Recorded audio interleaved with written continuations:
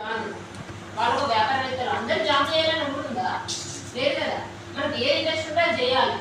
ఒక చదువు, అందుకే మీకు కూడా నేను ఏం చెప్తున్నా అంటే ఒక చదువు మీదనే కాకుండా స్కిల్స్ మీద కూడా ఫోకస్ చేయండి. అర్థమవుతుందా?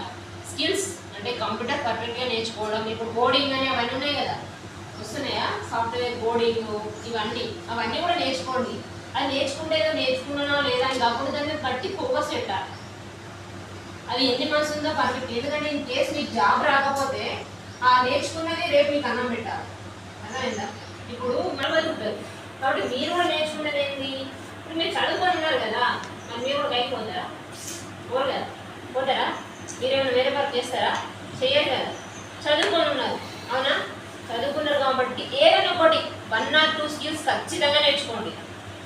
ఇన్ కేస్ జాబ్ రాని పర్పస్లో మీరు ఆ స్కిల్స్ మీద ఖచ్చితంగా డిపెండ్ అయి ఉండాల్సి ఉంటుంది, అవునా కదా. ఇప్పుడు మీరేంటి, మీరే మీ కుటుంబాన్ని మీరు పోషించాలి.